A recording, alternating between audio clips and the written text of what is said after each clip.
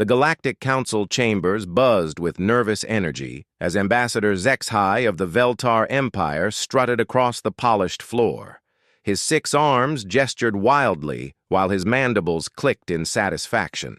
The holographic display behind him showed a primitive blue-green world spinning slowly in space. "Esteemed council members," Zexhai announced, his voice echoing through the vast chamber, "I present to you the solution to our overcrowding crisis.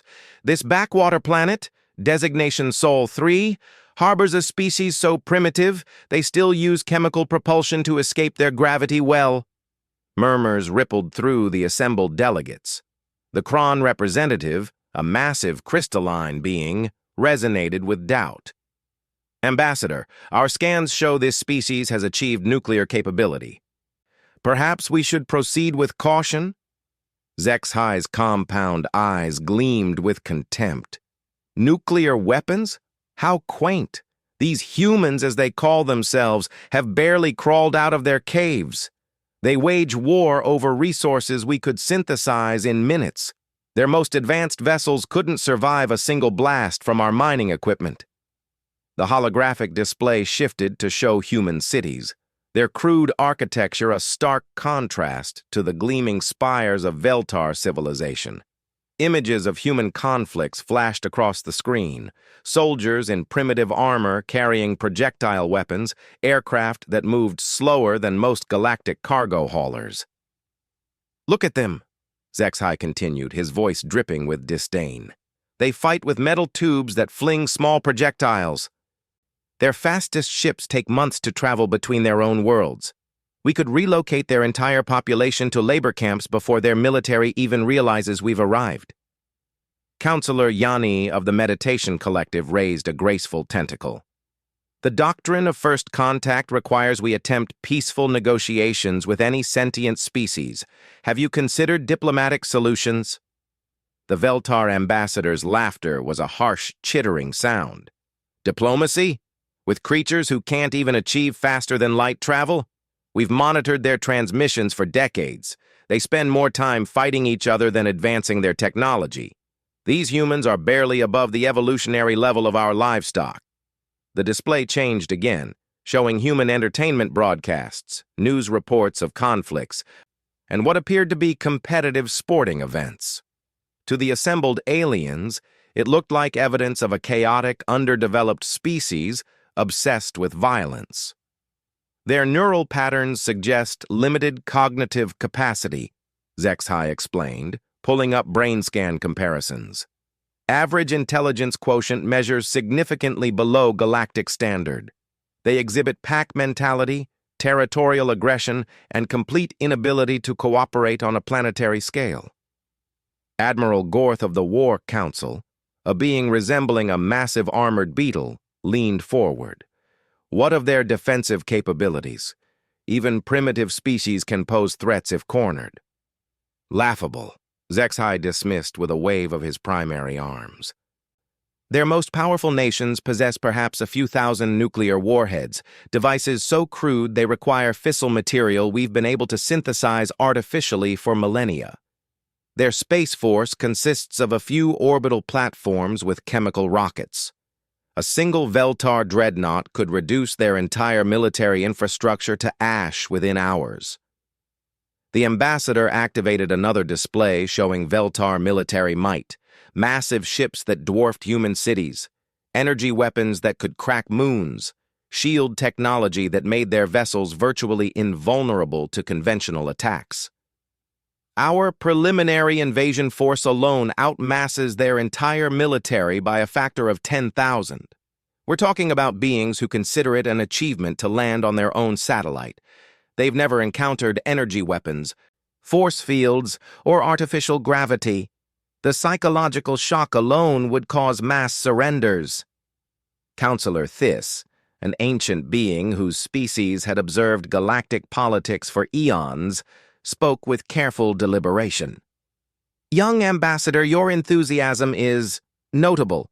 However, the Monitoring Division's reports suggest these humans possess certain unusual characteristics. Their ability to adapt, their persistence in the face of overwhelming odds."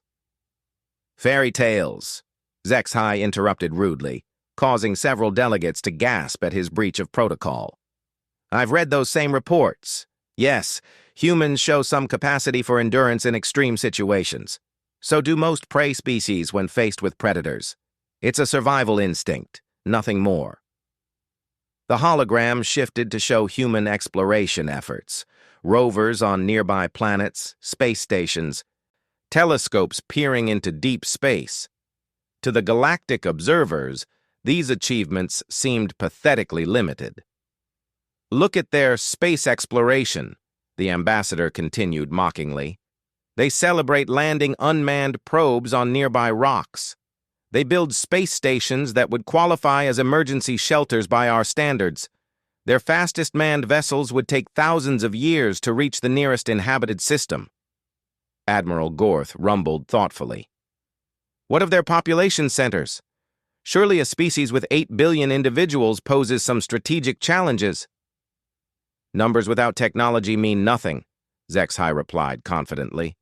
Their population is scattered across vast continents with primitive transportation infrastructure. They lack unified command structure, standardized military doctrine, or coordinated defense systems. In fact, their largest nations actively distrust each other. The display showed a world map highlighting different nations in various colors, with data streams indicating military spending, technological levels, and territorial disputes. Perfect for divide-and-conquer strategies, the ambassador explained. We approach their leaders separately, offer a few technological trinkets, and watch them compete for our favor. Within a generation, they'll be begging to serve as our labor force in exchange for basic improvements to their primitive lifestyle. Counselor Yanni's tentacles writhed with unease. This seems unnecessarily aggressive. Perhaps we could establish trade relations, cultural exchange programs. With what? Zexhai laughed harshly. What could they possibly offer us? Their most advanced computers are slower than our children's toys. Their materials science is millennia behind ours.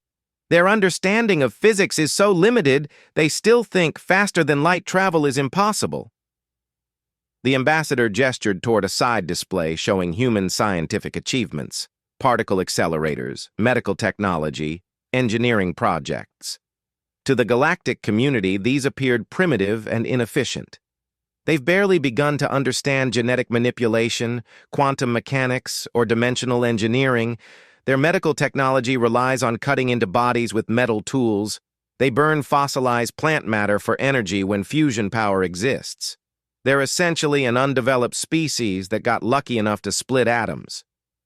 High Arbiter Zenthos, who had remained silent throughout the presentation, finally spoke. His ancient voice carried the weight of eons of experience. Ambassador Zexhai, your analysis appears thorough. However, I am curious about one aspect of their behavior patterns. Our long-range observers note that these humans seem to possess an unusual relationship with adversity. Meaning what, exactly? Zexhai asked, his confidence wavering slightly. Their history shows a pattern of technological advancement during periods of extreme stress. Their greatest innovations appear to emerge from conflict situations. This rapid adaptation capability is uncommon among pre-FTL species. The Veltar ambassador waved dismissively. Stress responses are common among primitive species. When faced with extinction, even simple organisms can exhibit surprising behaviors. It doesn't indicate genuine intelligence or technological capability. He activated a historical timeline showing human conflicts and technological development. Look at their pattern. They fight, they innovate slightly, they fight again. It's a cycle of destruction and minor improvement that will take them centuries to break if they ever do. Besides, Zexhai continued, his voice growing more animated, our intelligence indicates their societies are increasingly fragmented. They waste enormous resources on entertainment, luxury goods, and social programs instead of military development. Their warriors spend more time in simulation training than actual combat preparation. The ambassador pulled up footage of human military exercises, which looked choreographed and limited compared to galactic warfare standards. Their tactical doctrines are based on engaging enemies with similar technology levels. They have no protocols for defending against energy weapons, orbital bombardment, or psychic warfare. They've never faced an enemy capable of instantaneous, faster-than-light communication or deployment. Several council members exchanged uncertain glances, but HFY pressed forward with growing enthusiasm. Most importantly, their political structure makes unified resistance impossible. They maintain separate governments, competing economic systems, and conflicting ideological frameworks. When we arrive, they'll spend more time arguing about response strategies than actually responding. The display showed the United Nations building, various national capitals, and what appeared to be political debates and protests. Their so-called United Nations is a discussion forum with no enforcement power. Their largest military alliance covers barely half their planet. They have no mechanism for coordinated global defense, no unified command structure, and no shared understanding of external threats. Councillor Theiss interjected quietly, and yet they've managed to avoid self-destruction despite possessing world-ending weapons for nearly a century. That suggests some level of restraint and wisdom. Or simple cowardice, HFY countered quickly. They're too afraid of their own weapons to use them effectively. Mutually assured destruction is a doctrine of weakness, not strength. A truly advanced species would have developed defense systems making such weapons obsolete. The council chamber fell quiet as delegates considered the presentation. The evidence seemed overwhelming. Humanity appeared to be exactly what HFY described. A primitive, divided, technologically inferior species ripe for conquest.